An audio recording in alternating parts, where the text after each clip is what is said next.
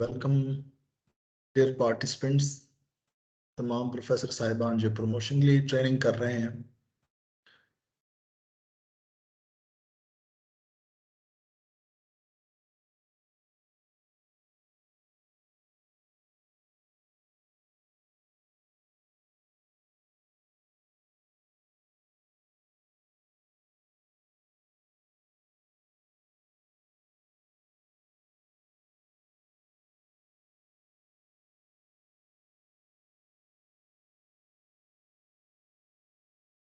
जी जनाब। आज हमारी ट्रेनिंग, जैसे कि आपको टाइटल का पता है, हरासमेंट एट वर्क प्लेस, उस कानून के साथ है। उस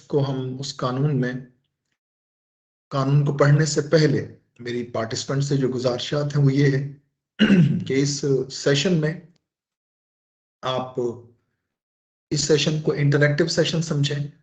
लॉ आमतौर पर एक बोरिंग सी चीज होती है, उसकी ट्रांसलेशन पढ़ना और उसकी इफ एंड बट पढ़ना। ये लॉ चूंकि क्लोजली रिलेटेड है हम सब लोग जो सर्विस करते हैं, ऐसी जगहों पर काम करते हैं जहाँ फीमेल्स भी होती हैं, दोनों जेंडर्स की इंटरेक्शन होती है, तो इसकी इसलिए ज्यादा अहमियत है कि कई पाकिस्तान की नहीं पूरी दुनिया के कई ऐसे लोग हैं, सरकारी मुलाजिम हैं, ऑफिसर्स हैं, जो इस कानून की बर्दाश्त में अपनी नौकरियों से, अपनी जॉब से हाथ धो बैठे हैं, या उन्हें कई कई किस्म के सोशल कॉन्सिक्वेंसेस का, एडवर्स कॉन्सिक्वेंसेस का सामना करना पड़ा, या उन्हें इंक्वायरीज फेस करनी पड़ी, वगैरह वगैरह। तो इस कानून को हम प्रैक्टिकल अप्रोच के साथ, इस कानून का मकसद, इस कानून में क्या लिखा है, कुछ स्टैटिस्टिक्स, कुछ प्रॉज एंड कॉन्स, 2022 में नई अमेंडमेंट आई हैं, हमें क्या करना है, सारे इस पर बात करेंगे। लेकिन ये एक इंटरेक्टिव सेशन होगा। आप लोग किसी भी लॉ की किसी भी प्रोविजन से, मेरी बताई हुई किसी बात से, किसी स्टैटिस्टिक्स से, किसी डेफिनेशन से डिसएग्री कर सकते हैं, अपना इनपुट दे सकते हैं, अपना एक्सपीरियंस शेयर कर सकते हैं, अपनी कोई शुमारियात बता सकते हैं, आप अपनी तरफ से कोई कमेंट कर सकते हैं। तो माइक ओपन होने की हर वक्त फैसिलिटी आपको मौजूद है। जब जब मैं कोई सवाल इस दौरान में पूछूंगा, तो आप इनबॉक्स में, चैट रूम में कमेंट कर सकते हैं, सवाल कर सकते हैं, वो फिर मैं रीड कर लेता होता हूँ। हर 15-20 मिनट के बाद मैं चैट रूम ओपन करता हूँ, जिन लोगों के वहां सवाल या कोई प्रोडक्टिव कमेंट आते हैं, मैं खुद रीड करके उसको रिप्लाई कर देता हूँ। तो विजिलेंट रहिए, अगर आपकी तरफ से नहीं आएगा तो मैं आपका माइक ओपन करके आपसे कोई बात पूछ लूंगा। सो गेट इंटरेक्टेड एंड इंटरकनेक्टेड। तो सर ये कानून दरअसल हरासमेंट एट वर्क प्लेस, हम तमाम लोग जानते हैं कि पाकिस्तान में नहीं पूरी दुनिया में, मैं मिसाल देता हूं सबसे पहले फिनलैंड। फिनलैंड को दुनिया के उन लीडिंग कंट्रीज में समझा जाता है जिसमें प्रो वुमेन लॉस बहुत ज्यादा है। आप उसे प्रो वुमेन लॉ कहने की बजाय यूं कह लें कि उन्होंने जेंडर इक्वलिटी पे बहुत काम किया है। उन्होंने पूरी लेजिस्लेशन और वर्क फ्रेम और लीगल फ्रेमवर्क और इसके अलावा जो वर्किंग मैकेनिज्म है ऐसा बनाया है कि औरत और मर्द को हर हवाले से एक बराबरी का स्टेटस दिया जाए। इसके बावजूद उनकी उनके पास भी हरासमेंट एट वर्क प्लेस की कंप्लेंट्स मौजूद है। तो पूरी दुनिया में इस बात से कोई इनकार नहीं कर सकता कि जहां वर्क प्लेस है, जहां मर्द और औरत इकट्ठे काम करते हैं, वहां हरासमेंट नहीं होती है। ऑब्वियसली हरासमेंट होती है। सवाल यह है कि हरासमेंट को डील करने के लिए हमारे पास कानून और मैकेनिज्म क्या है, हम उसको देखेंगे, समझेंगे। आपके सामने एक hash me too movement, Twitter के ऊपर मूवमेंट चली, ये मौजूद है। इसके मुतालिक किसी को कुछ आइडिया है?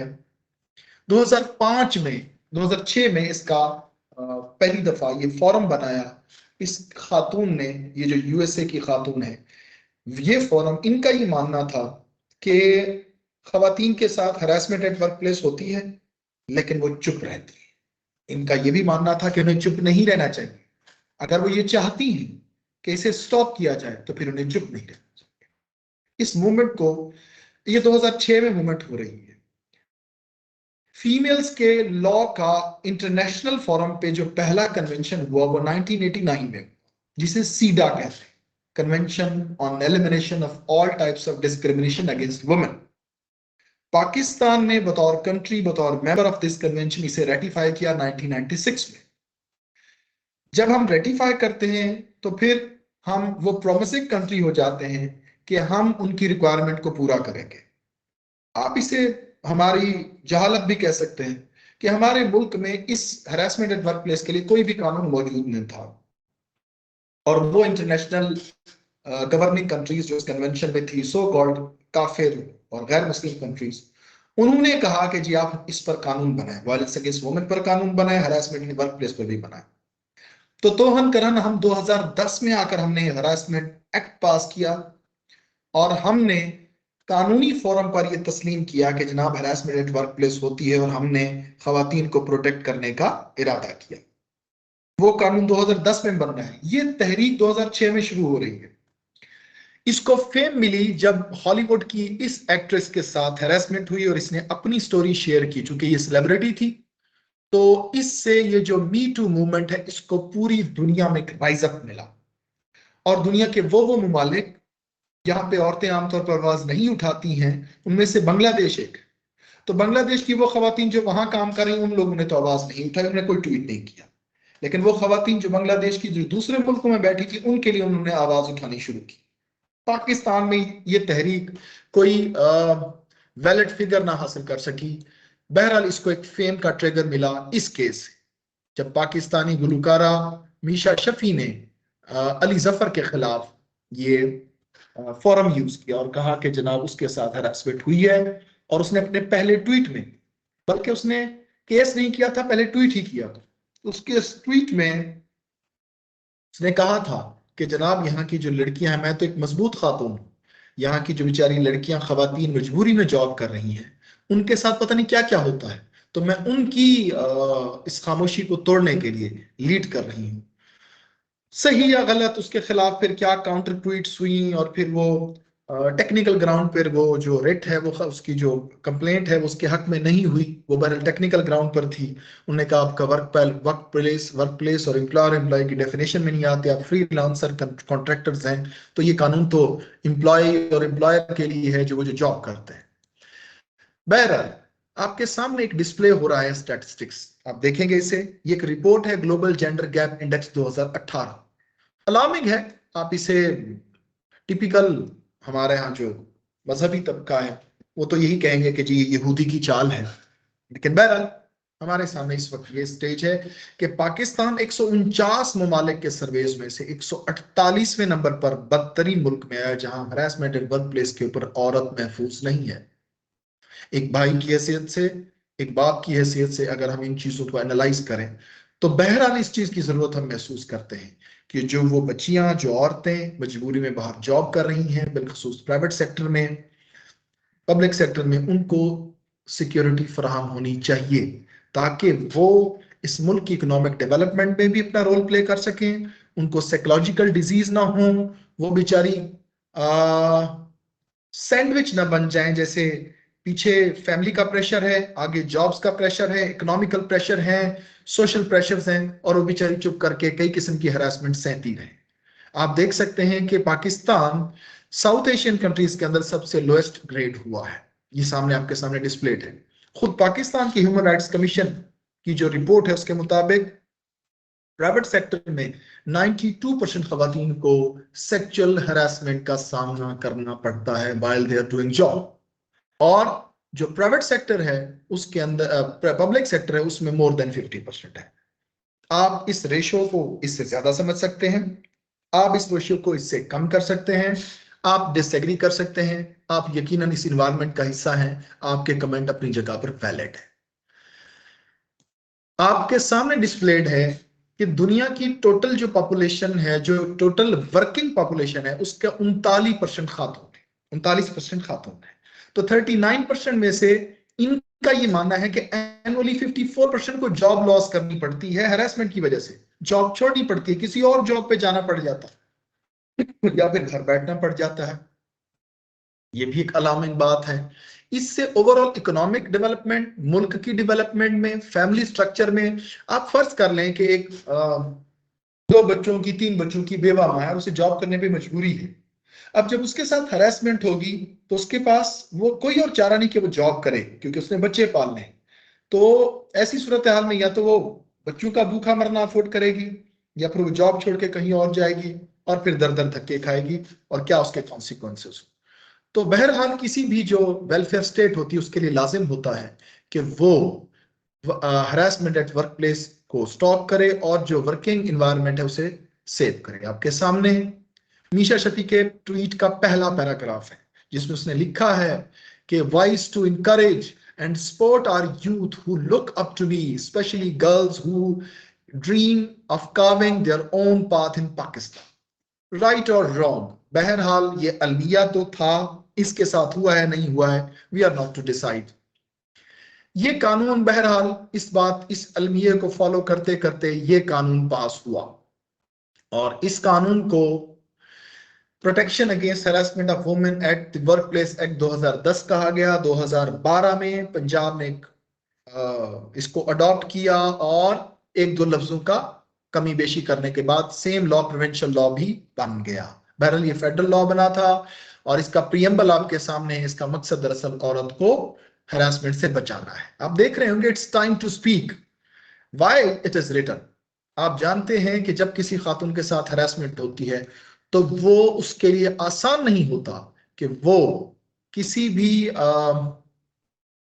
फौरन के ऊपर ये आवाज उठाए। उसकी जॉब जा सकती है, उसकी कैरेक्टर असैसिनेशन हो सकती है, उसकी फैमिली और इवन रिटेलिएशन हो सकती है, झगड़े हो सकते हैं, कत्लो गारत तक मामला जा सकता है।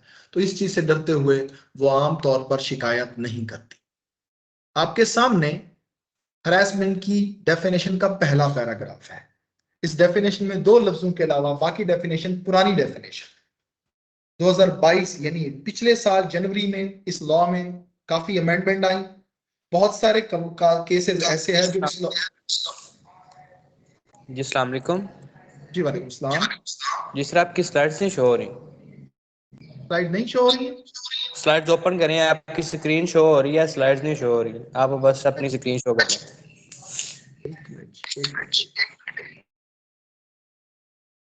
अच्छा यहाँ तो स्टॉप शेयरिंग और शेयरिंग आ रहा है, फिर शेयर करके देखते हैं जी।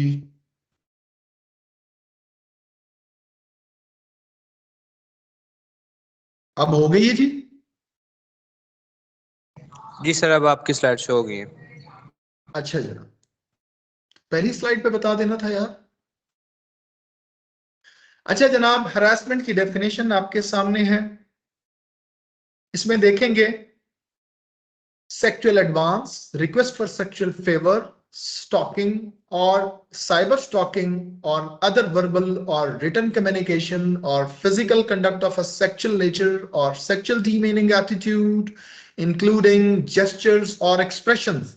cyber stalking और stalking ये नया लफ्ज इजाफा हुआ है और including gestures or expressions conveying derogatory connotation causing interference with the work performance।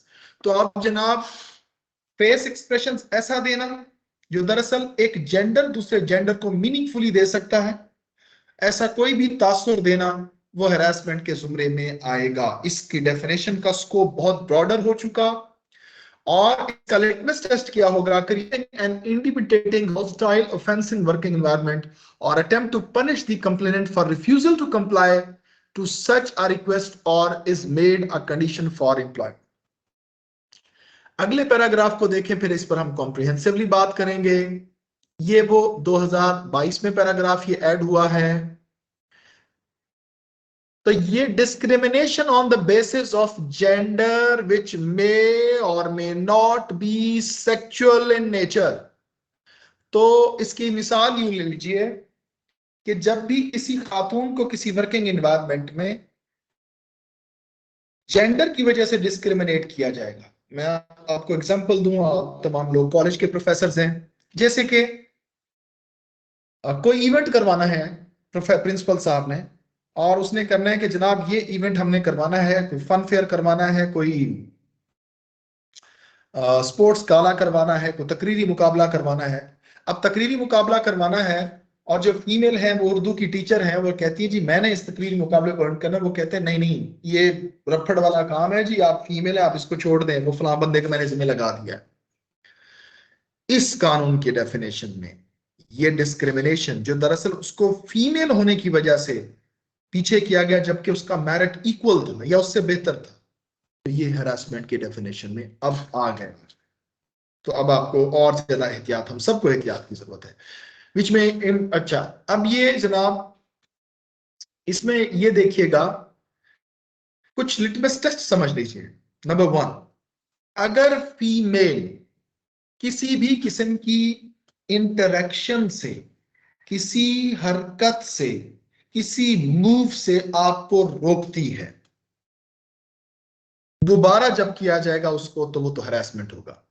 जैसे कि खातून ने कहा मुझे आप प्लीज मैसेज ना किया करें, सुबह सुबह दुआया मैसेज एक मर्द मोहतरम कर देते हैं उनको व्हाट्सएप पे, उस पे कि जनाब साथ में एक आयत लिखी होती है कुरान की, हदीस नाम कोई हदीस होती है, और गुड मॉर्निंग और दुआया, वो कहते हैं जी प्लीज मुझे ना सुबह मैसेज ना किया करें। फिर आप गुड मॉर्निंग लिख कर भेजें, आप दुआया मैसेज लिखें, आपके मैसेज पे कबूतर बना हुआ है, फूल बना हुआ है, रोकने के बाद आपकी सिमिलर मूव हरासमेंट की डेफिनेशन में आएगी। ये तय हो चुका हुआ है, ये in the light of the judgments of higher court में आपको बता रहा हूं। पहला लिटमस टेस्ट ये हो गया हरासमेंट तय करने के लिए। अब दूसरा टेस्ट क्या हो सकता है? दूसरा टेस्ट ये है, आपकी कोई भी ऐसी मूव, कोई भी ऐसी हरकत, कोई भी ऐसी काम जो एज अ जेंडर उसकी इन्वायरमेंट ऑफ वर्किंग इन्वायरमेंट को इनसिक्योर कर देती है, वो हरासमेंट एट वर्क प्लेस होगी। मसलन ये कि आप उन्हें मुस्कुरा के देखते हैं, मसलन ये कि आप उनके बालों की तारीफ करते हैं, मसलन ये कि आप उन्हें स्टीयरिंग करते हैं। ये सब कुछ जो उसे बतौर जेंडर रियलाइज हो सकता है कि ये मुझे इसलिए देख रहा है कि मैं औरत हूं, मैंने पर्दा नहीं किया हुआ, मेरे मुंह को देख रहा है, बालों को देख रहा है, अल्लाह ताला ने मैकेनिज्म रखा हुआ फीमेल्स में, तो ये आ जाएगा। अब तीसरा लिटमस टेस्ट यहां पर प्रोवाइडेड है सर, वो ये कि जब आप डिस्क्रिमिनेशन करेंगे, when she is on merit, first कर लेते हैं ट्रेनिंग्स आ जाती हैं, ट्रेनिंग्स में जाने के लिए हमने कहा है कि जनाब ट्रेनिंग्स पे भेजिए लोगों को, तो फिर पहली ट्रेनिंग आई, आपने मेल को भेज दिया, दूसरी ट्रेनिंग तुमने कहा जी मुझे भी भेजे, उन्होंने कहा नहीं जी वहां पर बड़ा मसला होता है, बेपर्दगी होती है, ये होता है, वो कहते नहीं जी फिर भी मैं जाना है। फिर आपने कहा नहीं जी आप कहाँ सफर करती फिरेंगी, नो। अब ये लॉ बहुत ब्रॉड हो चुका, अब हमें बहुत ज्यादा एहतियात की जरूरत है, वेदर यू डिसएग्री और नॉट, लेकिन बहरहाल ये कानून बन चुका हुआ है। इस लॉ के मैकेनिज्म को समझने के लिए आपके सामने एक ट्री डिस्प्लेड है। It is actually a page of my research paper जो मैंने इस कानून पे लिखा। तो आपके सामने ये डिस्प्लेड है, इसको आप थोड़ा कॉन्शियसली ऑब्जर्व करेंगे मेरे साथ, आपकी तवज्जो मुझे चाहिए होगी, विजुअल एंड लिसनिंग। मेरे साथ साथ रहेंगे इस स्लाइड के ऊपर, जहां जहां मैं आपको कहूंगा वहां रहेंगे, तो इस कानून का मैकेनिज्म समझ में आ जाएगा। इसका स्क्रीनशॉट अगर आप लोग बना लेंगे तो ये आपको जब भी इसका कहीं कोई प्रॉब्लम होता है इस लॉ से मुतालिक, खुदा ना खास्ता, तो आप आपको किसी भी कानूनदान के पास जाने की जरूरत नहीं है, इसमें सफिशिएंट प्रोसीजर गिवन है। मसलन कंप्लेंट अगर हरासमेंट हो जाती है तो कंप्लेनेंट सबसे पहले कहां जाएगी? कई ऐसे केसेस मैंने देखे हैं जो बेचारी कंप्लेनेंट हैं, वो कभी एफआईआर बना थाने चली जाती हैं, कभी हाई कोर्ट चली जाती हैं, उनको ये नहीं पता कि उन्हें कहां जाना है। आपके सामने डिस्प्लेड है कि जो कंप्लेंट है वो उस इदारे की इंक्वायरी कमेटी जो अंडर दिस लॉ कॉन्स्टिट्यूट होना जरूरी है उसको फाइल की जाएगी, या उस खातून के पास ऑप्शन है कि वो चाहे उसको नहीं एतबार उस इदारे की इंक्वायरी कमेटी पर, तो वो ऑम्बड्समैन या ऑम्बड्स पर्सन, दोनों लफ्ज इस्तेमाल होते हैं, ऑम्बड्समैन फेडरल के लिए, ऑम्बड्स पर्सन प्रोविंशियल के लिए, प्रोविंशियल इदारा तो वो प्रोविंशियल ऑम्बड्स पर्सन के पास जाएंगी, तो वो ऑम्बड्स पर्सन के पास डायरेक्ट, यानी दरखास्त देने के उनके पास दो फॉर्म है, आपके सामने डिस्प्लेड हैं, दोनों तरफ तीरों के निशान जा रहे हैं। आप इस वक्त अपने लेफ्ट तीर को फॉलो करेंगे, लेफ्ट एरो के साइन को फॉलो करेंगे। अपने लेफ्ट में देखिएगा जहां इंक्वायरी कमेटी लिखी हुई है, यानी हम अब प्रोसीजर देखेंगे कि अगर उन्होंने दरखास्त, उस खातून ने दरखास्त इंक्वायरी कमेटी को दी है तो फिर क्या होगा? सबमिशन ऑफ इंक्वायरी कमेटी के पास जब दरखास्त चली जाएगी तो उसके पास 30 दिन है कि वो इंक्वायरी करे और अपनी फाइंडिंग और रिकमेंडेशन, फाइंडिंग से मुराद बताए कि ये वाकया कहां और क्यों हुआ उनके पास एविडेंस की रोशनी में। और रिकमेंडेशन से मुराद है कि रिकमेंडेशन से मुराद सजा या जजा दोनों सूरतों में कि जनाब मुल्जिम को इतनी सजा दे दी जाए। सजा की सेक्शन में हम देखेंगे काफी सजाएं प्रोवाइडेड है, तो सजा की सेक्शन में लेके जाएंगे कि जनाब इसको सजा दी जाए। Competent authority of that department, that industry, that particular office, competent authority को वो जमा कराएंगे कि जनाब ये देख लीजिए, ये इसको ये हम रिकमेंडेशन दे रहे हैं। कॉम्पिटेंट अथॉरिटी के लिए लाजिम है कि वो 1 हफ्ते में उनकी रिकमेंडेशंस को इंप्लीमेंट करे। 1 हफ्ते में। वो सजा है, वो जजा है, वो कुछ है। बंदे को ट्रांसफर करना है, बंदे को डिसमिस करना है, सेंश्योर करना है, उसकी सर्विस विदहल्ड करनी है, वगैरह वगैरह। वो सारी जो पीडा में सजाएं गिवन है या उससे को कंपनसेशन लेंगे। तो इंक्वायरी कमेटी अगर ये समझती है, हम लेफ्ट साइड के कॉलम के 4th बॉक्स में हैं, इंक्वायरी कमेटी में recommend action against complainant in case of false allegation. अगर इल्जाम झूठा है तो इंक्वायरी कमेटी कहेगी जनाब इसके खिलाफ एक्शन करें, इसने उसका नाजायज फायदा उठाने की कोशिश की है। आखिर में देखेंगे अगर इन दोनों में से कोई भी या दोनों इंक्वायरी कमेटी के फैसले के खिलाफ जाना चाहते हैं अगले फोरम पे अपील में, तो उनके पास 30 दिन हैं। 30 दिनों के अंदर अंदर वो अगले फोरम यानी ओम्बड्समैन, ओम्बड्सपर्सन के पास जाएंगे। कंफ्यूज नहीं होना है। ओम्बड्समैन कौन है, ओम्बड्सपर्सन कौन है, हम अगली सेक्शंस में देखेंगे। कौन बनाया जा सकता है, उसकी क्या पावर्स मैनुअली, उसके नेक्स्ट स्लाइड्स में देखेंगे। फिलहाल देखेंगे कि ये लोग अपील लेकर उसके पास जाएंगे और वो अपील 30 दिन के अंदर अंदर वो उसको डिसाइड करेगा। ठीक है। जब 30 दिनों में वो डिसाइड करेगा बतौर एपलेट अथॉरिटी, तो उसके फैसले के खिलाफ, गौर से सुनिएगा, अगली स्लाइड्स में आना है, यहां नहीं लिखा हुआ, उसके फैसले के खिलाफ कंप्लेनेंट या अक्यूज या दोनों जा सकते हैं। अगर सूबाई महकमा है तो फिर गवर्नर ऑफ पंजाब के पास, और अगर वफाकी महकमा है तो सदर पाकिस्तान के पास। तो आपके पास जो मैकेनिज्म है वो क्या बना, दरखास्त इंक्वायरी कमेटी को, इंक्वायरी कमेटी के फैसले के खिलाफ ओम्बड्समैन, ओम्बड्समैन के फैसले के खिलाफ प्रेसिडेंट ऑफ पाकिस्तान या governor of Punjab, as the case में बी। यहां तक क्लियर है। वापस आएंगे मिडिल बॉक्स में जहां से हम चले थे। कंप्लेनेंट हैज ऑप्शन से, यहां से राइट साइड की तरफ एरो का निशान है, आप इसको फॉलो करेंगे अपने राइट को। ऑम्बड्समैन के पास अगर वो डायरेक्ट कंप्लेंट करेगी वो खातून अपने इदारे के फॉरम को बाईपास करके, तो फिर वो रिसीव करने के बाद क्या करेगा, 3 दिनों में शोकास नोटिस इशू करेगा। किसको, मुल्जिम को। मुल्जिम उसका रिटर्न डिफेंस जमा कराएगा, नहीं कराएगा तो फिर ऐसी सूरत हाल में उसके खिलाफ एक्स पार्टी प्रोसीडिंग्स होंगी। अब नीचे देखेंगे उसके जो फैसला है उसके खिलाफ कहां जाना है, मैंने जैसे बताया गवर्नर या प्रेसिडेंट के पास। तो बतौर एपलेट अथॉरिटी अगर ओम्बड्समैन अपील को डिसाइड करे अभी उसके फैसले के पास के अगेंस्ट गवर्नर और प्रेसिडेंट के पास जा सकते हैं। और अगर वो बतौर इंक्वायरी ऑफिसर वो करे तब भी, यानी बतौर कोर्ट वो इसको इंक्वायर करे जो उसके पास डायरेक्ट दरखास्त गई है, तब भी उसके फैसले के खिलाफ ये लोग जाएंगे कहां, प्रेसिडेंट या गवर्नर के पास। ये इस ट्री को गौर से देख लीजिए, ये इस कानून की मेन मुकम्मल कहानी है। इसको स्क्रीनशॉट भी बना लें अपने पास, सेव कर लीजिएगा for all the times to come. जिसका कोई सवाल है इसके मुतालिक वो पूछे। माइक भी ओपन किए जा सकते हैं और इनबॉक्स भी आप सवाल कर सकते हैं। Question answer session.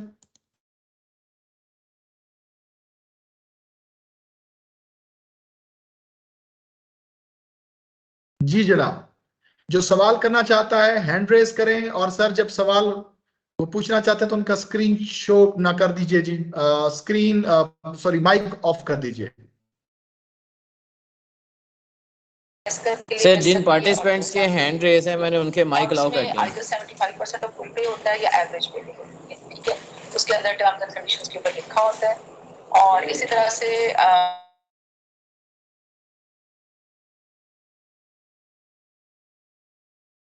जी जनाब।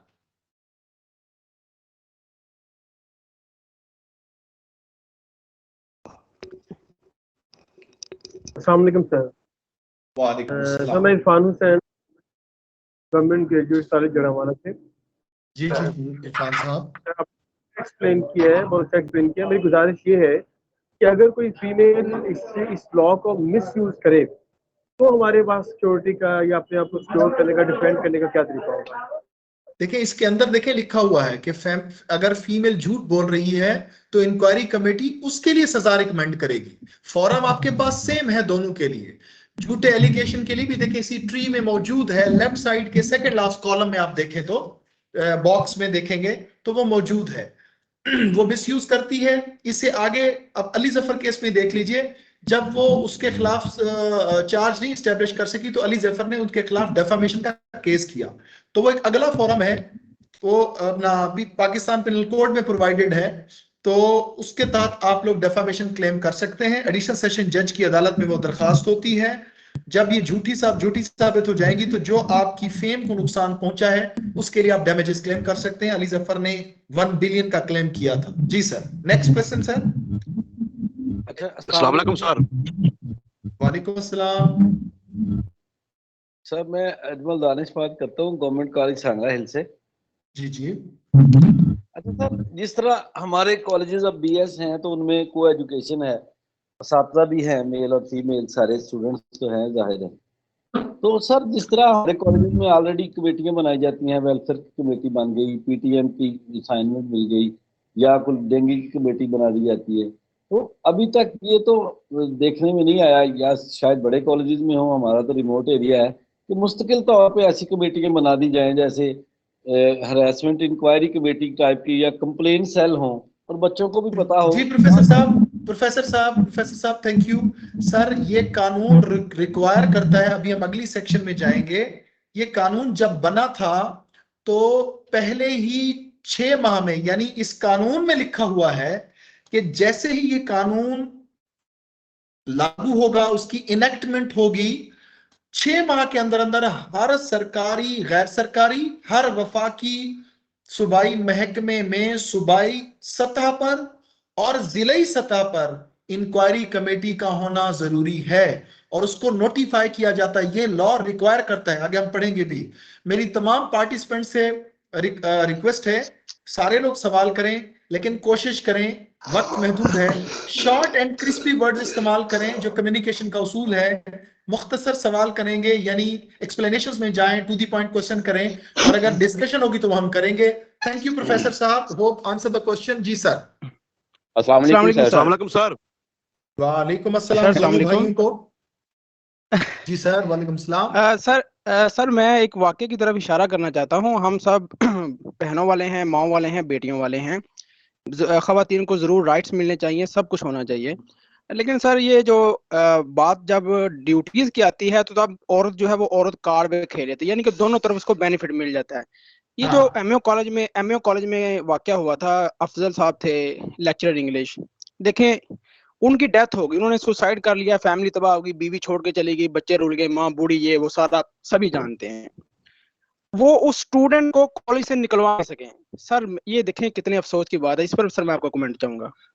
जी प्रोफेसर साहब थैंक यू सो मच, मैं इस पर बिल्कुल कमेंट करता हूँ। कोई और भी सवाल करना चाह रहे थे कर लें, फिर मैं वन साइड कर दूंगा। जी सर, मैं आता हूँ प्रोफेसर साहब आपकी बात की तरफ। जी अस्सलाम वालेकुम सर।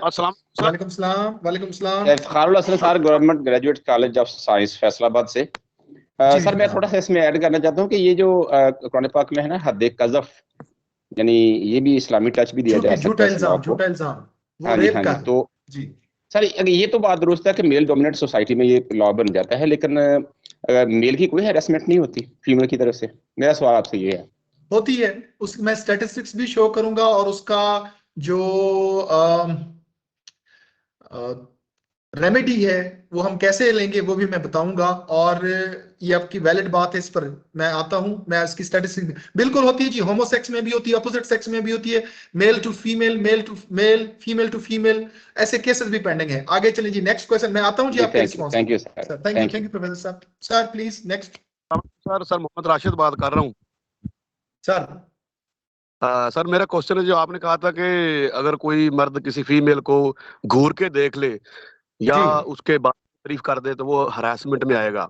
तो इसके लिए अगर कौन आगे अपीलेट अथॉरिटी में ये कंप्लेन करती है कि इसने मुझे मर्द ने घूर के देखा और मेरे बालों की तारीफ की है, क्या अथॉरिटी सिर्फ उसके बाद में ही वो केस ट्रायल करेगी? और ट्रायल में क्या गवाहान का भी होना जरूरी है या सिर्फ औरत की वो बात मानी जाएगी कि सिर्फ औरत की बात? जी सर। जी थैंक यू प्रोफेसर साहब। जी मैं अब तीनों सवालों को एड्रेस करने लगा हूं। पहला सवाल था वो एमयू कॉलेज वाला केस। सर वो एक अब्यूज ऑफ, जैसे हर चीज का एक यूज और मिस यूज होता है। माइक ऑफ कर दीजिए जी, अब सबके माइक ऑफ कर दें ताकि शोर ना आए। नबील भाई। अच्छा, तो सर वो आपकी बात बिल्कुल ठीक है, एमयू कॉलेज में गलत हुआ जो भी हुआ, और उस खातून को निकाला भी नहीं जा सका। ये अब्यूज ऑफ दिस लॉ है। हर लॉ के कुछ ना कुछ अब्यूजेस होते हैं, हम इसको अवॉइड भी नहीं कर सकते। और इस डर से कि इसका मिसयूज होगा, कानून बनाने से हम बाज भी नहीं आ सकते।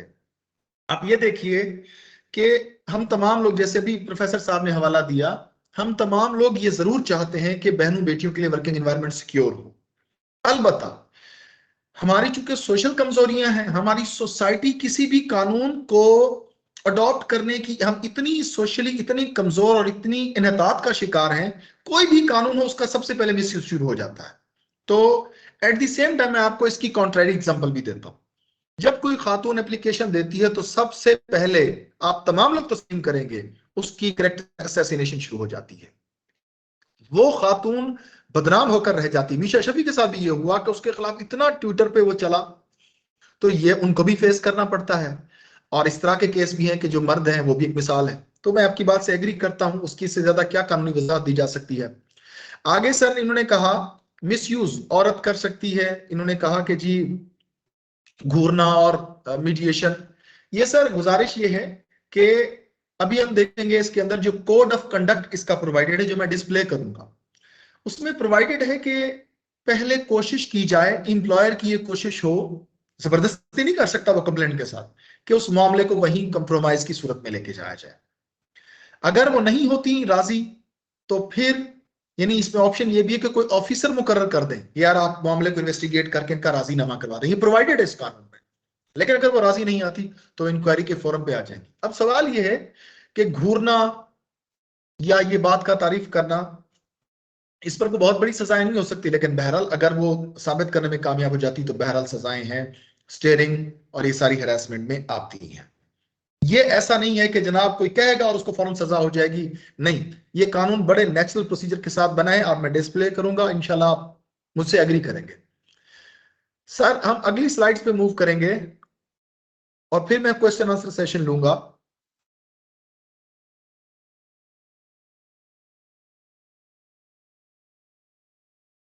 ये देखेंगे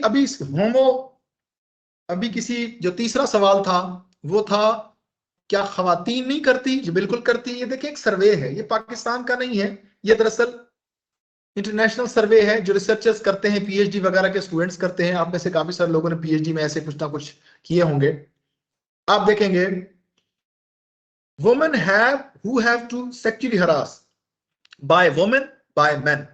खवातीन को खवातीन सेक्सुअली हरास करने वाली 13% खवातीन हैं और 97% मर्द। इसी तरीके से आगे देखेंगे मर्दों के साथ भी हरासमेंट होती है खवातीन से 68%, मर्दों की मर्दों से 57%। सो रेसिप्रोकल भी है और होमोसेक्स भी, सेक्सुअल हरासमेंट भी मौजूद है। जी आपसे मैं एग्री करता हूं, जिन दोस्त ने, जिन प्रोफेसर साहब ने कहा था बिल्कुल औरतों का है, उसके लिए ये लॉ नहीं है। अलबत्ता 509 सेक्शन ताज़ीरात पाकिस्तान का मौजूद है, इस पर भी जोर दिया जा रहा है। अभी एक इस्लामाबाद में एक बिल मूव हुआ था 2016 में और उसके अंदर उन्होंने एनी पर्सन कर दिया था। उधर भी पर्सन का लफ्ज इस्तेमाल कर देता, वो बिल मुझे लगता है वो अमेंडमेंट पास नहीं हुई, वो अभी तक बिल की सूरत में ही पड़ा रहा, लेकिन वो अच्छा था, नेट पे भी मौजूद है। सर किसी भी कानून को पढ़ने के लिए हमें उसकी डेफिनेशन देखना पड़ती है ताकि हम उस कानून के स्कोप को तय कर सकें, इसीलिए डेफिनेशन क्लॉज हर कानून की मौजूद होती है। ये डेफिनेशन क्लॉज भी बहुत ज्यादा चेंज की गई है, अपडेट की गई है। 2022 जनवरी में अमेंडमेंट आई है इसी कानून में। कंप्लेनेंट कौन हो सकता है? पहले था वुमेन और मैन जो उसको तय करे, यानी जो अपनी अपनी नुमाइंदगी के लिए जो खातून उसकी दे। यहां आप देखेंगे एनी पर्सन आ गया है, और साथ में देखें फॉर्मर इंप्लॉय भी आ गया। अगर कोई नौकरी छोड़ के जा चुका है हरासमेंट की वजह से, बाद में उसने एप्लीकेशन दी है, तब भी वो कंप्लेनेंट के लिए वैलिड बंदा है, या उस सर्विस से रिमूव हो गया था या डिसमिसल फ्रॉम सर्विस हो गया था। और अगर किसी भी इसके अंदर कंप्लेनेंट माइनर है तो वो उसके वालिदैन और गार्डियन भी उसकी जगह कंप्लेनेंट बन सकते हैं। ठीक है सर। नीचे देखेंगे इंप्लॉय की डेफिनेशन, इसको भी बहुत ब्रॉडर किया गया है। मैं बताता चलूं कि मीशा शफी के केस इसीलिए नहीं ओम्बड्समैन से बरी हुआ था, उसके खिलाफ फैसला आया था कि हरासमेंट नहीं हुई। उन्होंने ये कहा था कि मीशा शफी और अली जफर जिस जगह काम कर रहे थे वो वर्क प्लेस नहीं है और वो इंप्लॉय की डेफिनेशन में नहीं आते। वो फ्री लांसर हैं, फ्री कॉन्ट्रैक्ट करते हैं, वो वहां किसी के मुलाजिम नहीं थे, लिहाजा ये कानून अट्रैक्ट नहीं करता। अब कानून की मजबूरी ये होती है कि जब कानून में सेक्शन प्रॉपर प्रोवाइडेड ना हो तो वो इन एक्शन नहीं आ सकते। फिर इन्हीं चीजों को देखते हुए ये क्रेडिट बहरहाल आप दे सकते हैं मीशा शफी की उस आवाज को। आप देखें इंप्लॉय की डेफिनेशन, अब देखें जो 2022 जनवरी में अपडेट हुई है, देखें regular contractual piece rate gig, ये जो लफ्ज है मुझे तो इसकी प्रोनाउंसिएशन का भी नहीं पता है, अपडेट हुई गूगल के ऊपर मुझे इसके मुतालिक इंफॉर्मेशन मिली, क्योंकि अब ये अभी तक कोर्ट्स में नहीं आया, लिहाजा हमारे पास जजमेंट्स नहीं है। इस जो ये फ्रीलांसर्स को ही कहा जाता है जो फ्री सर्विसेज देते हैं, म्यूजिक कंसर्ट करते हैं। Temporary, part time, freelance employ, whether employed through express और एम्प्लॉयड कॉन्ट्रैक्ट और daily, weekly, monthly or hourly basis, and shall include a student, a performer, an artist, a sports person, an interim trainee, domestic worker, home-based worker, an apprentice, whether working for remuneration or not, or whether working on volunteered basis or otherwise।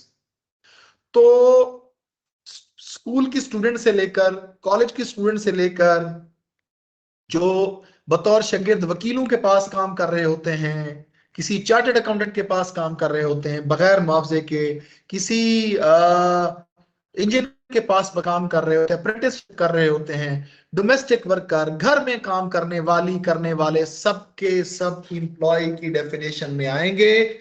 Meaning there bye कि ये लोग harassment की complaint कर सकते हैं। जो Misha Shafi case के साथ हुआ अब ऐसा नहीं होगा। ठीक है। इसी तरह वर्क प्लेस पे ये जो रेड एरिया मैंने हाईलाइट किया है, ये रेड एरिया भी दरअसल 2022 में अमेंड हुआ। आप देखेंगे प्लेस ऑफ वर्क और any place where services are rendered और performed by professionals including educational institution, gigs, concerts, studios, performance facilities, and gymnasium, and shall include building, factory, open area, larger geographical area where activities of organization of employer and carried out, and including any situation that is linked to official work। तो जनाब ऊपर वाले लोग जहां जहां काम कर रहे होंगे ऑफिशियल कैपेसिटी में, चाहे वो फॉरेन ट्रेनिंग पर गए हुए हैं, चाहे वो मुल्क के अंदर कहीं मूव कर रहे हैं, जहां भी हैं ऑफिशियल कैपेसिटी में, ये कानून अट्रैक्ट करेगा। ठीक है जनाब, स्क्रीनशॉट बना लीजिए, मैं वैसे स्क्रीनशॉट शेयर करूंगा ग्रुप में। ये देखिए ये तस्वीर किस बात की गमबाजी कर रही है, देखिएगा। whether a woman has to pass through or cross the obstacles, personal hindrances like this, जब उसके साथ होती है हरासमेंट तो उसे इस तरह की सिचुएशन से गुजरना पड़ता है। इस चीज का वेटेज भी अदालतों, नेशनल और इंटरनेशनल कोर्ट्स की जजमेंट्स में मैंने देखा है। वो कहते हैं आखिर खातून आई है तो इसको वेटेज देना चाहिए, चाहे कोई अनबायस्ड विटनेस नहीं है, फिर भी ये आई है दरखास्त लेकर, इसने क्रॉस एग्जामिनेशन फेस किया है, सारे फॉर्म से गुजर के आई है, लिहाजा वेटेज जाता है इसको। तो याद रखें इस चीज की करेज पर हरासमेंट की जाना कि यहाँ तीसरा बंदा कोई और विटनेस नहीं है, नहीं, वो चूंकि स्टार विटनेस होती है, सोल विक्टिम होती है, उसकी इंडिविजुअल इसके ऊपर भी एविडेंस के ऊपर सजाएं हो सकती हैं। इंक्वायरी कमेटी, किसी दोस्त ने सवाल किया था, देखे मैं बता चुका हूं कि 30 दिन में बनाना जरूरी है। एटलीस्ट 3 मेंबर्स होंगे, एक खातून कम अज कम होना जरूरी है, एक मैनेजमेंट में से सीनियर बंदा होगा, एक मुलाजमीन का रिप्रेजेंटेटिव वाली साइड से होगा। अगर 3 मेंबर्स एक ऑर्गेनाइजेशन नहीं पूरी कर सकती तो तीसरा मेंबर वो बाहर से कहीं से बोरो कर सकते हैं। उनमें से एक को चेयरपर्सन डेजिग्नेट किया जाएगा, और अगर दरखास्त मेंबर ऑफ द कमेटी के खिलाफ होगी तो उसको वहां की मेंबरशिप से हटाकर किसी और को मेंबर बना दिया जाएगा। स्क्रीनशॉट बना लीजिएगा, सादा सादा सी बातें हैं ये, ऐसे ही आपकी दिलचस्पी के लिए ताकि बोर ना हो। एक स्टैटिस्टिक्स ये भी है, ये कहते हैं कि 4 में से 1 खातून के साथ हरासमेंट होती है, 18 से 34 साल की उम्र में से 3 में से 1 खातून के साथ होती है। वर्बल सेक्सुअल अब्यूज का या यूं समझ लें हरासमेंट का 81% शरह है। 10 में से 1 मर्द को भी सेक्सुअल हरासमेंट का सामना है। 25% मर्द ऐसे होते हैं जिन्हें झूठे इल्जाम में फंसाया जाता है। ये एक रिसर्च है, आप इसे डिसएग्री कर सकते हैं। ये सबसे तवील सेक्शन है इस एक्ट की। आप देखेंगे कि प्रोसीजर क्या होगा इंक्वायरी कमेटी इंक्वायरी होल्ड करने का। सबसे पहले जब दरखास्त आएगी तो इंक्वायरी कमेटी मुल्जिम को स्टेटमेंट ऑफ एलिगेशन, जैसे फर्द जुर्म नहीं आयद करते या पीडा में नोटिस दिया जाता है, 3 दिन में दिया जाएगा। वो जवाब देगा, नहीं देगा तो एक्स पार्टी प्रोसीडिंग्स होंगी। हमने ट्री में देखा था इस बात को। तो इस इंक्वायरी कमेटी के पास पावर है कि वो एविडेंस रिकवर करे, ले डॉक्यूमेंट्री एविडेंस, गवाहों के बयान रिकॉर्ड करे, उनके ऊपर जिरहा करवाए। इसी तरीके से वो टाइम प्लेस पर्सन के खुद फैसला करेगी। एक लफ्ज गौर से देखिएगा चौथे पॉइंट में, चाइल्ड सेंसिटिव प्रोसीजर। अगर विक्टिम चिल्ड्रन की डेफिनेशन में आएगा, कम उम्र में होगा, तो ऐसी सूरत है, या विटनेस होगा वो किसी चीज का, तो वो जगह और वक्त का तयन या कॉन्फिडेंशियलिटी के मामलात उसके मुताबिक इंक्वायरी कमेटी रखेगी। इसके अलावा इंक्वायरी कमेटी के पास पावर है कि वो किसी भी उस इदारे के अफसर को नॉमिनेट कर सकते हैं कि इंक्वायरी के दौरान तुमने हमें क्या करना है, एडवाइस भी देनी है और हमारी असिस्टेंस भी करनी है। वही सेक्शन 4 कंटिन्यू रहेगा, देखेंगे आप लोग। पॉइंट नंबर 2 से, किसी भी शिकायत करने वाली खातून या विटनेस के खिलाफ कोई इदाराती एक्शन नहीं लिया जाएगा कि उसने शिकायत क्यों की है या वो गवाह क्यों बना है। ठीक है, इंक्वायरी कमेटी की रिस्पॉन्सिबिलिटी है कि वो जब तक इंक्वायरी चल रही है वो कंप्लेनेंट को प्रोटेक्शन फराहम करे। कैसे फराहम करे, आगे कोड ऑफ कंडक्ट में इसकी तफसील मौजूद है कि अगर वो दोनों किसी एक ऑफिस में हैं, मुद्दईया भी और मुल्जिम भी, तो उनके ऑफिस अलग कर दे। अगर मुल्जिम उसका बॉस है तो उसकी बॉसशिप से निकाल दे।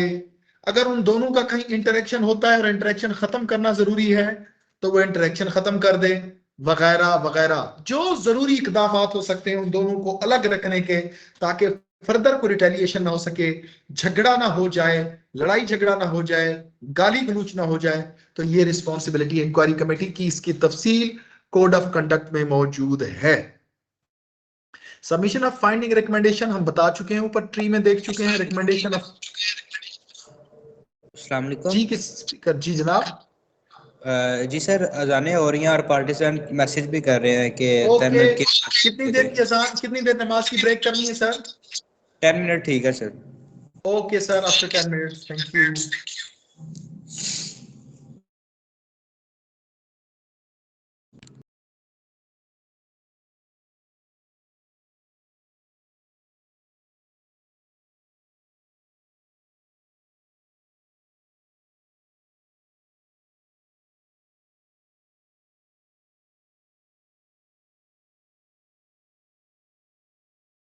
स्लाइड शेयर हो रही है जी? जी बिल्कुल सर, आपकी स्लाइड शेयर हो रही है। जी जनाब।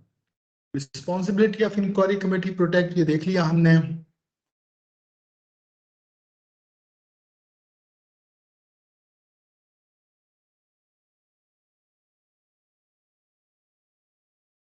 जनाब यहां पर हम लोग थे, सबमिशन ऑफ फाइंडिंग रिक्वायर्ड हो गई, और 6 पॉइंट में देखेंगे रेगुलर मीटिंग करेगी इंक्वायरी कमेटी उस वक्त तक जब तक उसका दिया हुआ फैसला इंप्लीमेंट नहीं हो जाता। रिकमेंडेशन एक से ज्यादा हो सकती हैं एज पर सिचुएशन। 7 पॉइंट में देखेंगे, ये भी 2022 में अमेंडमेंट आई है कि अगर खातून ट्रॉमा में है तो ऐसी सूरत हाल में ऑर्गेनाइजेशन की जिम्मेदारी है, इदारे की जिम्मेदारी है कि वो साइको सोशल काउंसलिंग का इंतजाम करे और एडिशनल लीव दे उसे, मेडिकल के लिए उसका इंतजाम करे, और प्लस कॉम्पनसेशन अगर उसकी बनती है तो वो सैलरी और डैमेजेस की सूरत में उसे कॉम्पनसेशन भी दे। ये ज्यादातर प्राइवेट सेक्टर में चीजें लागू होती हैं, यहां भी बहरहाल हो सकती हैं। तो ये इंक्वायरी का प्रोसीजर है। इस स्लाइड के पॉइंट नंबर 1 पर आप लोग देखेंगे कि अगर आप जो चाहता है अक्यूज या कंप्लेनेंट, वो अपने दोस्त या कुलीग के जरिए भी अपनी नुमाइंदगी कर सकते हैं। ठीक है, इसके लिए वकील साहब को लेके जाना जरूरी नहीं है। ये इंक्वायरी का प्रोसीजर था। ये देखें, हरासमेंट ड्यूरिंग कोविड, यानी जब दुनिया पूरी लॉकडाउन में घर बैठी हुई थी फिर भी हरासमेंट बहरहाल हो रही थी। ये एक ऐसा मामला है जो बहरहाल चलता रहता है, जैसा कि मैंने शुरू में फिनलैंड की मिसाल दी। 23% जो है खवातीन ने कहा है कि जनाब ऑनलाइन हरासमेंट हुई है हमारे साथ। 45% कहते हैं जनाब उनके साथ इस social media, email, text, video conferencing के जरिए उनके साथ हरासमेंट होती रही। 29% ने ये जवाब दिया कि नहीं चीज कम हुई है, लेकिन बहरहाल होती रही कोविड में। ये ऐसे ही आप लोगों की दिलचस्पी के लिए। ये जनाब है सजाएं, इन्हें गौर से देख लीजिए, याद भी कर लीजिए, स्क्रीनशॉट भी बना लीजिए, और इसे इबरत भी हासिल करनी है। ये बहुत ही खतरनाक किस्म का काम है,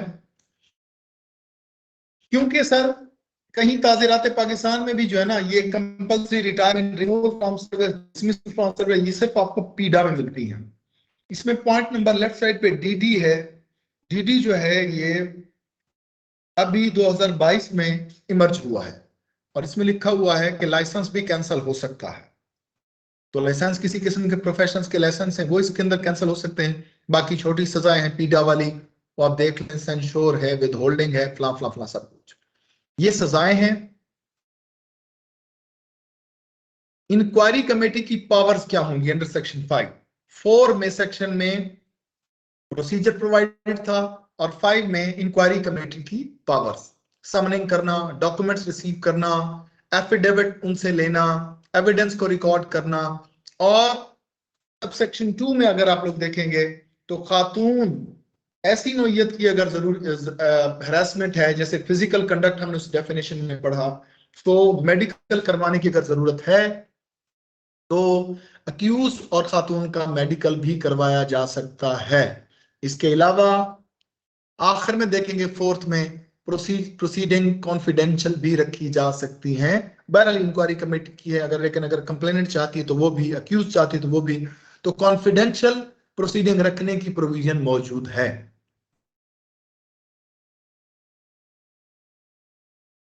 ये देखेंगे आप लोग, जेंडर पैरिटी रिपोर्ट के तहत ओम्बड्समैन ने ये अपना डाटा दिया है 2018 से 2020 तक। 192 केसेस उन्होंने डिसाइड किए, जिसमें से 104 लोगों को सजा हुई, यानी 42% कन्विक्शन रेट है। 48 विथड्रॉल कर ली गई हैं, यानी कोई कंप्रोमाइज वगैरह हो गया होगा या किसी भी वजह से उस कंप्लेनेंट ने विथड्रॉ कर ली। 27 लोग बरी हुए हैं, यानी 11% इसमें एक्विटल है, और 13 कंसाइन टू रिकॉर्ड। अपील का प्रोसीजर देखेंगे सर, वहां पर वैसे बात हमने में कर ली थी, रिपीट हो रही है यहाँ पर। 30 दिनों में अपील, ऑम्बड्समैन को इसी तरीके से वो 30 दिनों में डिसाइड करेगा, और फिर अगली अपील होगी governor Punjab, president of Pakistan को। इन दोनों में से अगर सूबाई महकमा होगा, ये मैंने ट्री में एक्सप्लेन किया था, वो लोग 90 डेज में रिप्लाई करेंगे। ये देखेंगे, ये है कि ऑम्बड्समैन कौन होगा।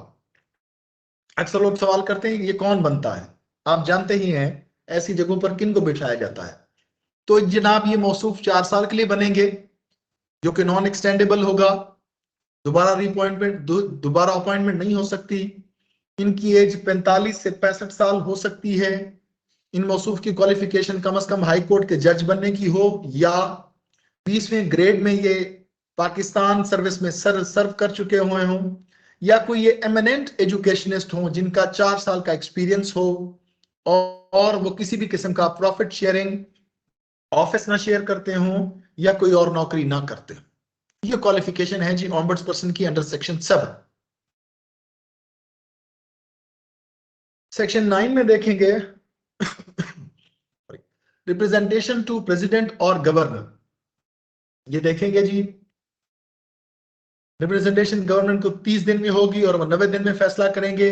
ऊपर ये बात हम डिस्कस कर चुके हैं, वो जो हमने ट्री डिस्कस की थी उसके अंदर। ऑम्बड्समैन की पावर्स सेक्शन 8 और 10 का कॉम्बिनेशन है, देखेंगे। समनिंग कर सकता है, कंपेलिंग ऑफ एविडेंस, ये वही पावर्स हैं जो इंक्वायरी कमेटी की थी। इन एडिशन टू दैट, ये नंबर 5 पर आप लोग देखेंगे, ये बतौर इन्वेस्टिगेशन भी इनकी पावर्स हैं कि अगर किसी प्रेमिसेस में दाखिल होना है, वहां कोई एविडेंस मौजूद है, तो ये मौसूफ खुद जाके एविडेंस कलेक्ट कर सकते हैं। और सेक्शन सबसे 6 क्लास में देखेंगे, अगर इसकी कंटेम्प्ट की जाएगी तो इसके पास हाई कोर्ट की पावर्स मौजूद हैं। जो पावर्स हाई कोर्ट के पास अपनी कंटेम्प्ट के लिए मौजूद हैं, वो ऑम्बड्समैन के पास भी मौजूद हैं। ये गौर से देख लें जनाब, जिन जिन कॉलेजों में है, ये लॉ रिक्वायर करता है कि एक तो इंक्वायरी कमेटी कॉन्स्टिट्यूट करें, कॉम्पिटेंट अथॉरिटी को नोटिफाई करें कि कौन होगा इस कानून के लिए। साथ में देखेंगे दूसरे पॉइंट में कोड ऑफ कंडक्ट। आप कल ही अपने तमाम नोटिस बोर्ड्स पर कोड ऑफ कंडक्ट, अभी मैं डिस्प्ले भी करता हूं, इसमें शो करता हूं, बताता भी हूं, और मैं व्हाट्सएप ग्रुप के अंदर भी शेयर कर दूंगा पीडीएफ। उसका प्रिंट आउट निकालें, नोटिस बोर्ड पे लगाएं, वगरना नीचे देखिए सजा भी लिखी हुई है। सजा लिखी हुई है, 25,000 से 1 लाख रुपए तक जुर्माना हो सकता है। कोई भी आपके खिलाफ दरखास्त दे सकता है डिस्ट्रिक्ट कोर्ट्स में जाके कि इन्होंने कोड ऑफ कंडक्ट को नहीं डिस्प्ले किया हुआ, code of conduct for harassment at work place नहीं किया हुआ, तो सजा हो सकती है। जितने भी आप हेड ऑफ द डिपार्टमेंट बैठे हैं अपने इदारे में, नोटिस बोर्ड के ऊपर ये 2-3 पेजेस हैं, इनको प्रिंट आउट करके लगा दीजिए। वो दरअसल गाइडलाइंस हैं कि इस लॉ पे अमल करने के लिए आप लोगों को किन किन बातों का ख्याल रखना चाहिए, ऑर्गेनाइजेशन को, एम्प्लॉय को, हेड ऑफ द डिपार्टमेंट को। वो छोटी चंद बातें हैं, ठीक है जनाब। अगर किसी को जुर्माना हो जाए तो वो उसके खिलाफ गवर्नर या प्रेसिडेंट के पास 30 दिन में अपील यानी रिप्रेजेंटेशन लेकर जा सकता है, ठीक है जनाब। अब हम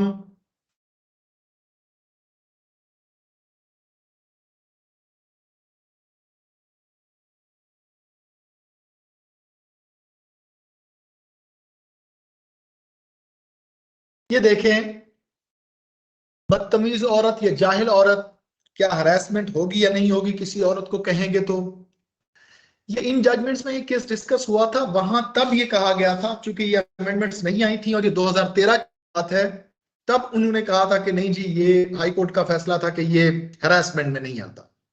फिर भी उन्होंने कहा था रेपिटेशन हो, परसुएसिव हो, डायर हो तो हो सकता है। इसके अलावा जैसा कि मैंने शुरू में कशमाला तारिक की इसकी ट्वीट का जिक्र किया, कशमाला तारिक ने ट्वीट किया था गुड मॉर्निंग मैसेज अगर होगा वो अगर औरत मना कर देती है कि मुझे मैसेज ना करो, फिर अगर आप गुड मॉर्निंग भी करते हैं तब भी वो हरासमेंट की डेफिनेशन में आएगा। ये केस शायद आप लोगों ने सुन रखा होगा, बड़े वेल नोन पार्टिसिपेंट्स हैं सारे माशाल्लाह। पीएलडी 2019 आसिफ सलीम केस, जो यूनिवर्सिटी ऑफ लाहौर में प्रोफेसर साहब भी थे, पीएचडी के स्टूडेंट भी थे और बीएसएमए की क्लासों को भी पढ़ाते थे, और अपने स्टूडेंट के साथ इन्होंने व्हाट्सएप के ऊपर कुछ ऐसी गुफ्तगू करने की कोशिश की, तो इन्हें पीएचडी से भी फारिग किया गया, नौकरी से भी फारिग किया गया, और अगली नौकरियों के लिए भी मिसफिट हो गई है। तो हाई कोर्ट में जाकर इन्होंने कहा ठीक है, कम से कम मुझे मेरी पीएचडी तो मुकम्मल करने दें। तो कोर्ट ने अपने फैसले में लिखा नहीं, ये जो बंदा साइन ऑफ इनसिक्योरिटी हो वो हर जगह इनसिक्योरिटी के लिहाजा पीएचडी का एडमिशन भी खत्म। तो ये एक ऐसा ही सेंसिटिव मामला है।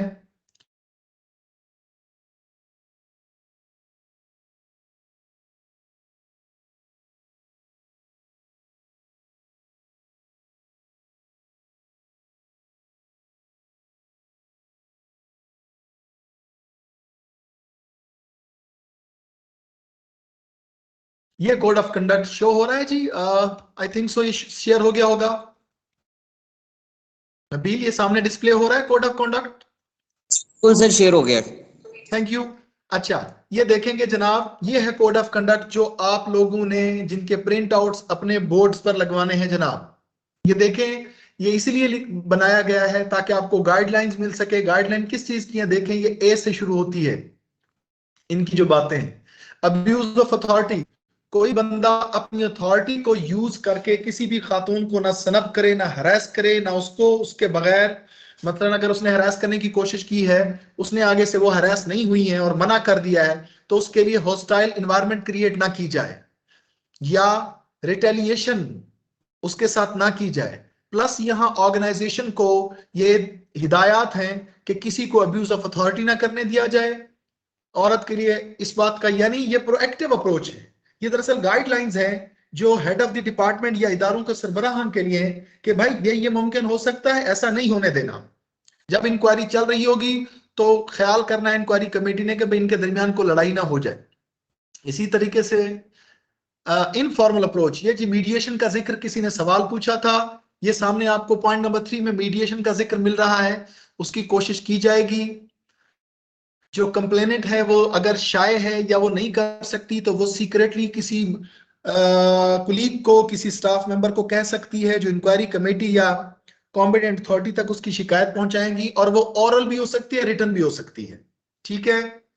इसी तरीके से इन्वेस्टिगेशन जो है वो कंडक्ट की जाएगी, इंसिडेंट्स को अवॉइड किया जाएगा जब हो रही होगी। ये मुख्तलिफ 2-4 किस्म की जो हिदायत हैं, मैं पहले सारी की सारी बता चुका हुआ हूँ। जैसे एम्प्लॉयर जो है ना उसकी इन्वायरमेंट को प्रोटेक्ट करेगा, लड़ाई से बचाएगा, वगैरह वगैरह। तो ये कोड ऑफ कंडक्ट है। इतने ही पॉइंट्स थे, ये भी मैं आपसे शेयर कर देता हूँ। तकरीबन सारी बातें हम पहले डिस्कस कर चुके हैं। Let's have a question answer session. जिसको कोई सवाल पूछना है पूछिए, ताकि फिर आपको छुट्टी दी जाए। सबसे पसंदीदा काम। जी, स्लाइड शेयर कर दूंगा, किसी ने रिक्वेस्ट लिखी हुई है। जी सर, जिन पार्टिसिपेंट्स के हैंड रेज हैं उनके माइक्स अलाउ कर दिए गए हैं। जी जनाब, हैंड रेट करके भूल जाते हैं अक्सर लोग। बताएं जी, किसी का कुछ सवाल है तो। House is open for you.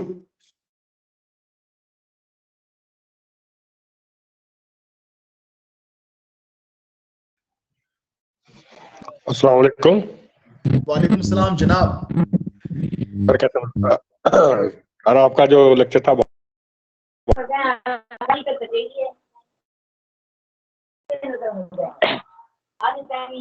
Sir, आपकी आवाज मुझ तक नहीं पहुंची, बताइए क्या फरमान है।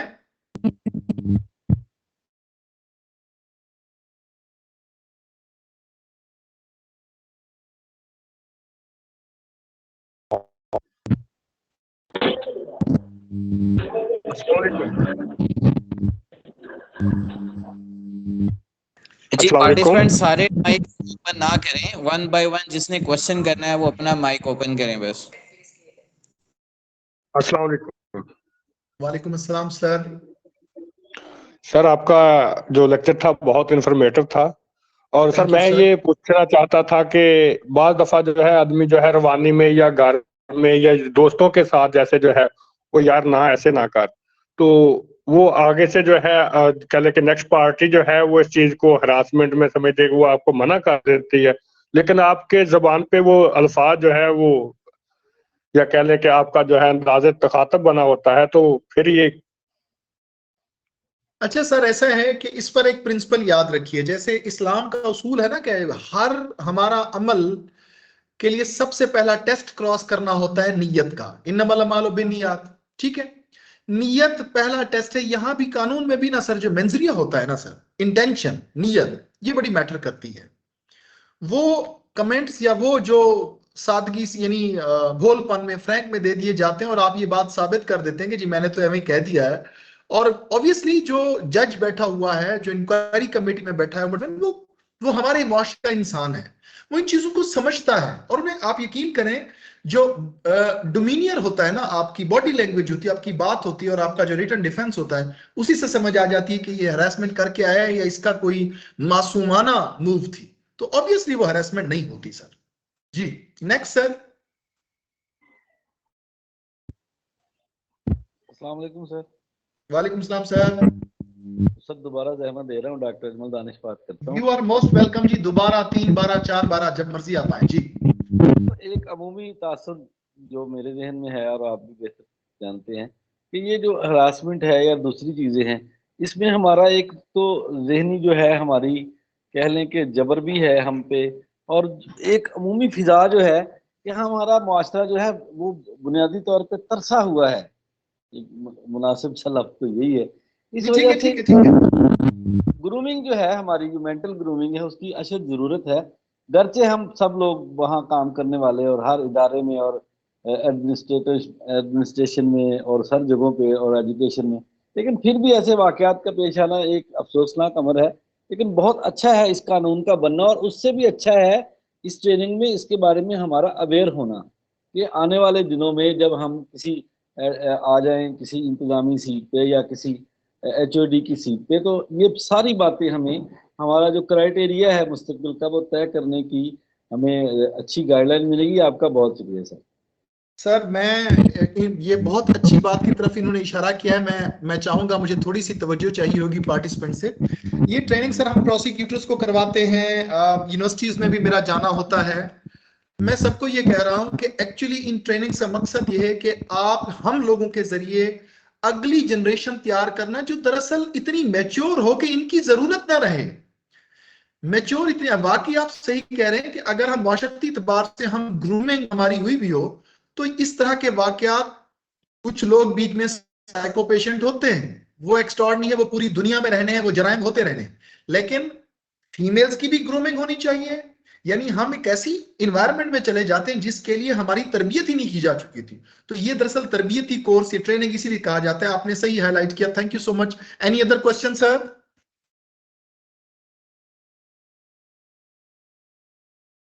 जी सर।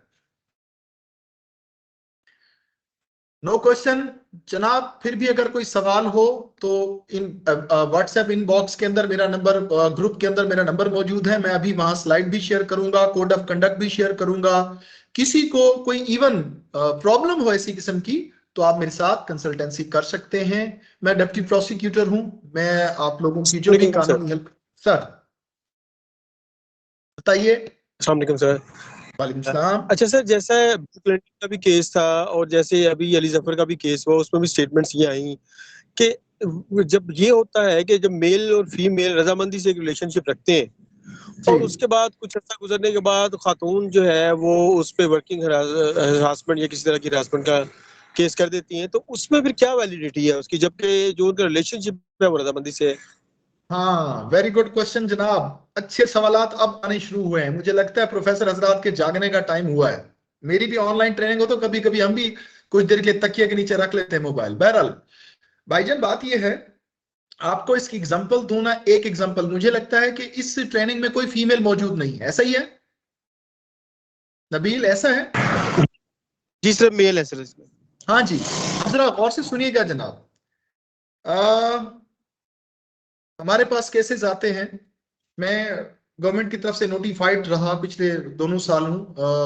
रेप, तमाम पूरे जिले के रेप केसेस का मैं प्रोसिक्यूटर था और मेरे पास केसेस आते थे। तो तफ्तीशी यही सवाल पूछते थे हमारे पास, जो हमारे एसएचओ पुलिस ऑफिसर्स मेरे पास आते थे कि जी सर वो तो पहले उसके साथ उसका अफेयर था, फला था। कानून ये है कि अगर 99 टाइम्स 99 दफा एक खातून और मर्द का आपस में अलाउमेंट है, अफेयर है, फिजिकल रिलेशन है, फाइन, होता रहे, हमें कोई खर्च नहीं, कानून को कोई खर्च नहीं। लेकिन अगर 100वें दफा उस औरत ने मना कर दिया तो फिर वो रेप होगा। इसी तरीके से जब रिलेशनशिप रहेगा, फिरता रहे, किसी को कोई इतराज नहीं, मियां बीवी राजी, काजी शाजी को कोई कुछ नहीं करना। बट इफ शी स्टॉप्स, अब वो पीछे से रेफरेंस लेकर आएगा, कहेगा देखें जी मेरे साथ इसका बड़ा रिलेशनशिप रहा है, फला फला फला। लेकिन अगर एक मैसेज वो दिखा देती है कि देखें मैंने इसे कहा है अब ना करना मुझे मैसेज, अब मेरे दफ्तर में ना आना, अब यूं ना करना, फिर भी इसने किया, हरासमेंट हो जाएगी। पिछले रिलेशनशिप को साबका, इवन कानून की कोशिश होती है कि वो किसी के किरदार को, आप यूं समझ लीजिए, मैं आपको बहुत डायर एग्जांपल दूं। एक प्रोस्टिट्यूट है, वो पैसों के साथ ये बिजनेस करती है, लेकिन इसके बावजूद कोई उसका कस्टमर उसको लेके जाता है, वो रिफ्यूज कर देती है कि नहीं, no I don't want to do this.